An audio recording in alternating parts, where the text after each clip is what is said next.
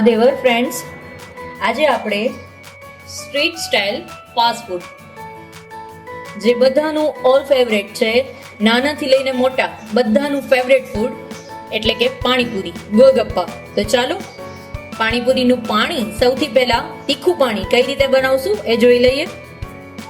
સૌથી પહેલા મેં 2 લીટર જેવું પાણી લીધેલું છે.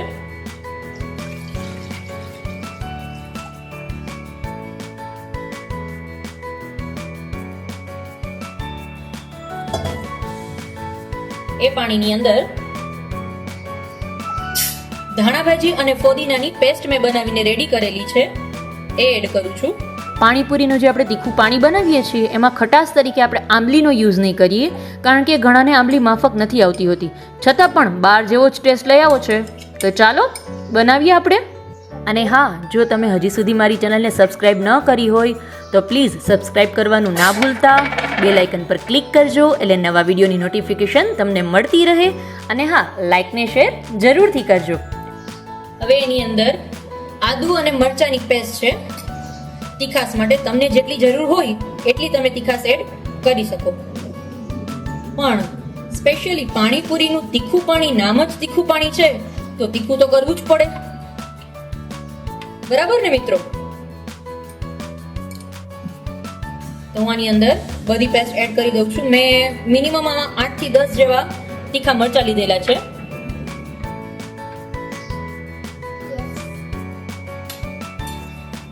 હવે એડ કરીશ એની અંદર પાણીપુરીનો મસાલો, જે એવરેસ્ટનો પાણીપુરી મસાલો મળે છે. શકો છો, આ એવરેસ્ટનો પાણીપુરીનો મસાલો છે, મેં એ લીધેલો છે. 2 મોટા ચમચા પાણીપુરીનો મસાલો છે.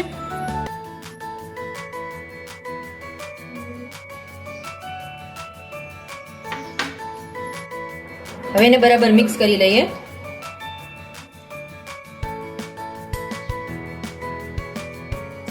પાણીપુરી તો બધાની ફેવરેટ હોય, એમાં પણ મારી દીકરીની તો મોસ્ટ ફેવરેટ છે પાણીપુરી.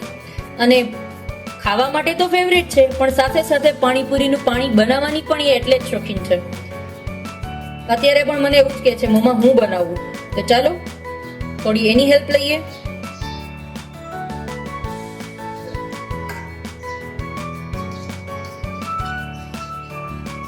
લક્ષ્મી, સે હાય. બધાને હાય કહો. મહાદેવર બોલો.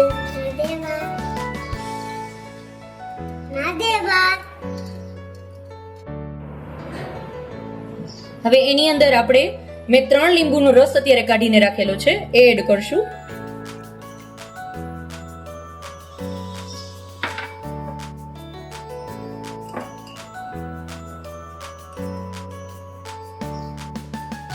સાથે 1 ચમચી જેટલું સંચર પાવડર,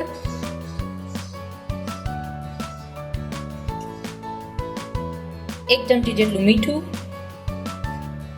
તમે તમારા ટેસ્ટ મુજબ વધારે અથવા ઓછું નાખી શકો છો, સંચર અથવા મીઠું જે પણ તમને પસંદ હોય. ને બરાબર મિક્સ કરી લેશું.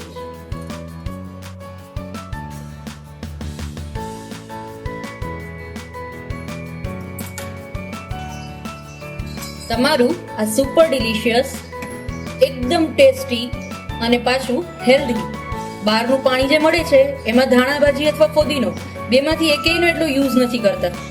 ખાલી ફૂડ કલર નાખીને ગ્રીન કલર લઈ આવે છે. પણ આ પેટ માટે પણ સારું, પાચન પણ સારું થાય અને ટેસ્ટી પણ. એવું પાણીપુરીનું પાણી બનીને રેડી છે.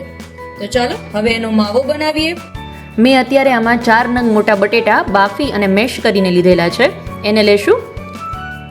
અડધી વાટકી જેટલા ચણા છે જેને બાફી મીઠું નાખી અને લીધેલા છે, એને એડ કરશું.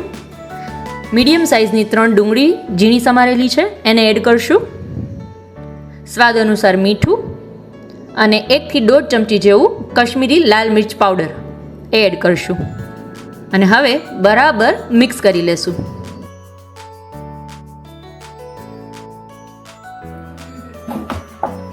અને બરાબર એડ કરી લેશું, મિક્સ કરી લેશું.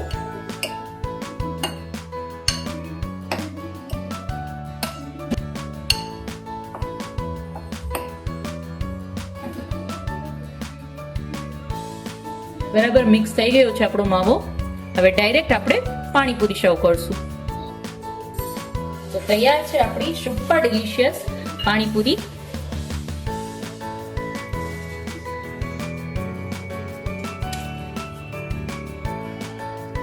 એની અંદર ફરસી બુંદીથી થોડું ડેકોરેશન કરશું.